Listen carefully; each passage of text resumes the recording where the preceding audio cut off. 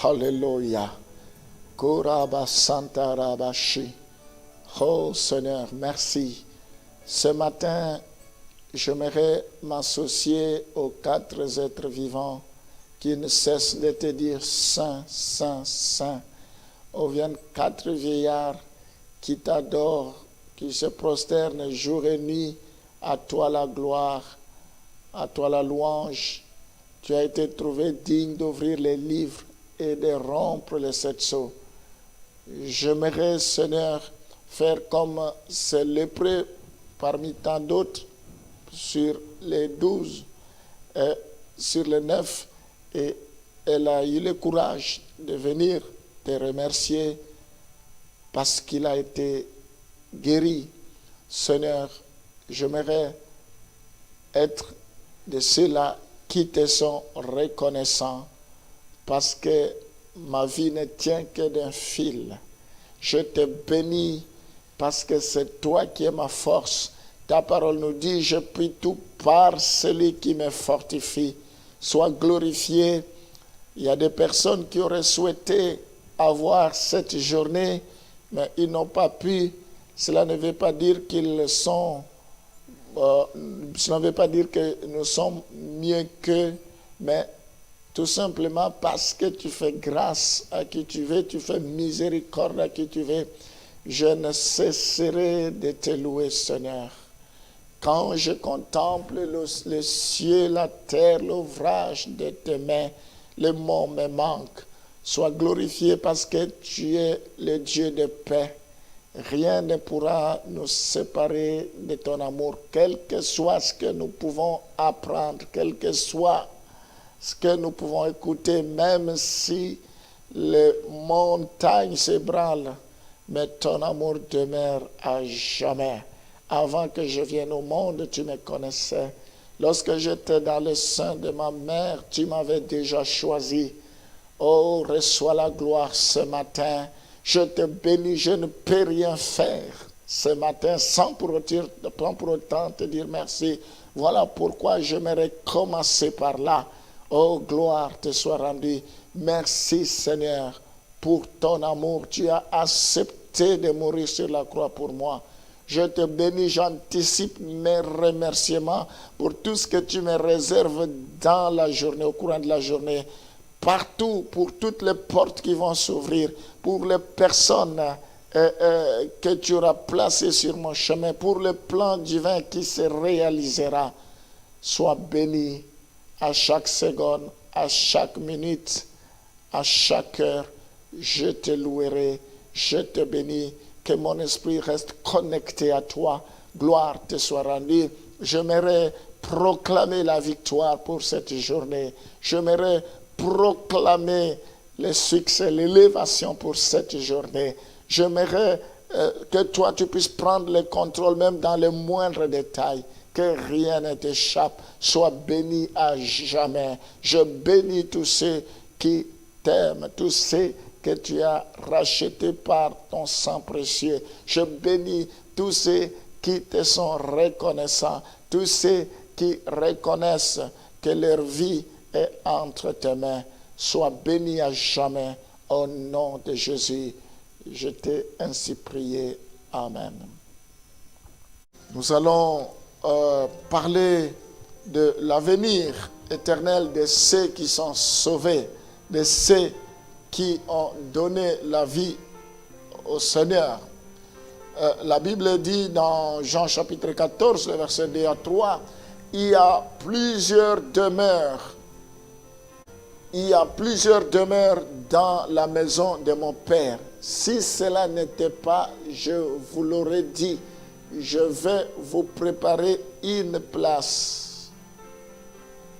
C'est le verset 2 à 3. Et lorsque je m'en serai allé et que je vous aurai préparé une place, je reviendrai et je vous prendrai avec moi, afin que là où je suis, vous y soyez aussi. Ça, c'est pour les croyants, pour ceux qui ont reçu Jésus-Christ dans leur vie comme leur Seigneur et Sauveur personnel, pour tous ceux qui sont sauvés. Dieu a préparé une place où ils seront avec lui. J'aimerais te rassurer, toi qui m'écoutes ce matin, que le temps que tu consacres pour écouter la parole, le temps que tu consacres pour aller dans la maison de Dieu, ton investissement, tout ce que tu sèmes, tout ce que tu fais, Dieu te le rendra au centuple, au-delà de ce que tu peux imaginer. Ce n'est pas du temps perdu, au contraire, tu es gagnant. Nous voyons que Jésus dit, je m'en vais vous préparer une place. Nous devons savoir, comme je le disais tantôt au début, que nous n'avons pas de cité permanente ici sur la terre. Nous sommes des voyageurs. Le Seigneur est allé nous préparer une place. Je t'encourage. Tiens bon. Que rien ne puisse t'empêcher de persévérer, même s'il y a des obstacles, même s'il y a des déceptions, même s'il y a des découragements, même s'il y a des gens qui ne font pas ce qu'ils disent. Ce n'est pas ton problème. Toi, persévère.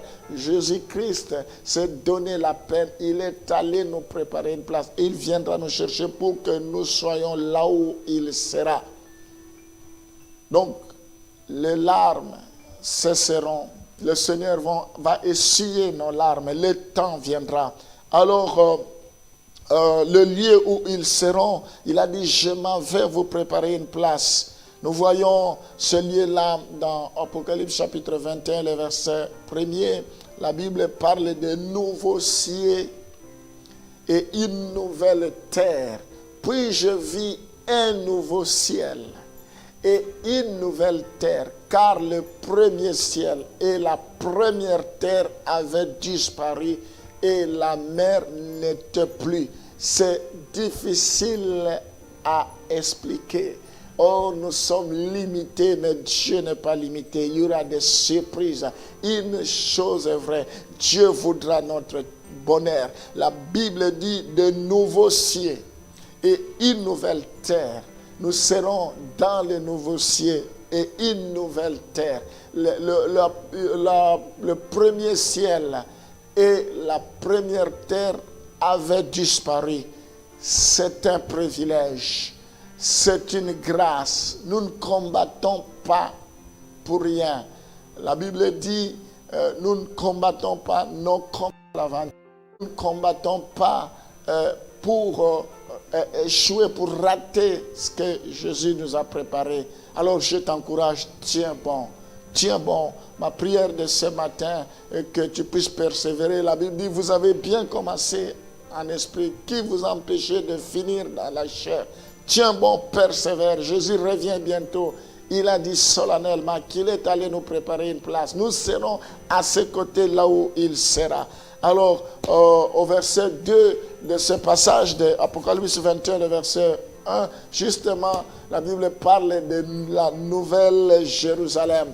Et je vis descendre du ciel, d'auprès de Dieu, la ville sainte, alléluia, la nouvelle Jérusalem, préparée comme une épouse qui s'est parée pour son époux. Gloire au Seigneur, la nouvelle Jérusalem descendra. Tout ne sera plus pareil. Ça aura un autre paysage. La Bible dit, il n'y aura pas l'électricité que nous avons. Donc, nous serons éclairés par la gloire de Dieu. Sa grandeur, sa gloire va resplendir. La nouvelle Jérusalem. Nous voulons y aller au temps de sacrifice, au temps des efforts. Il ne faut pas que cela parte en vain. Il faut vraiment que nous puissions nous réjouir à côté de notre Dieu. C'est ce que Dieu nous réserve. Que les choses de ce monde ne puissent pas nous distraire. La Bible dit, celui qui aime le monde devient ennemi de Dieu. car le monde passera avec sa convoitise. Nous devons chercher premièrement le royaume des cieux. Jour et nuit, nous devons travailler pour notre éternité. C'est vrai que nous sommes encore dans ce monde, mais nous devons savoir que nous ne sommes pas de ce monde. Le monde n'a rien à nous offrir. Jésus a prié lors de sa prière sacerdotale. Il a dit, préserve-les du malin. Ils sont dans ce monde, mais ils ne sont pas de ce monde. Préserve-les de toute tentation. Ma prière, que Dieu préserve les Élis, que Dieu préserve ses enfants. La Bible dit, dans le temps de la fin, il y aura des temps difficiles, des moments difficiles. La Bible dit, quand le Fils de l'homme viendra, trouvera-t-il la foi sur la terre? Il y a des gens qui vont perdre la foi. Il y a des gens qui ont bien commencé, qui vont finir mal. Parce qu'il y aura des souffrances, parce que les gens vont faire des compromis. Ils vont abandonner le Seigneur pour plaire aux gens de ce monde. Je prie pour que tu ne sois pas de ceux-là. Parce qu'il y a une nouvelle Jérusalem qui nous est réservé, qui nous attend. Jésus, ce matin, je prie maintenant, parce qu'il n'y a personne qui peut supporter le tourment éternel. Il n'y a personne qui peut supporter le châtiment éternel. Il n'y a personne qui peut supporter la flamme éternelle. Il n'y a personne qui peut supporter la honte éternelle. Il n'y a personne qui peut supporter le fait qu'il ne s'éteint point, qui peut supporter le tourment au siècle des siècles. Voilà pourquoi je prie pour que tu puisses épargner toute personne qui m'écoute ce matin. Je prie pour que tu puisses renouveler tes bontés. Je ne cesse de revenir sur ce terme de prier, Seigneur. Je prie pour que tous ceux qui pensent que c'est possible, ce sont des illusions. Que toi, tu puisses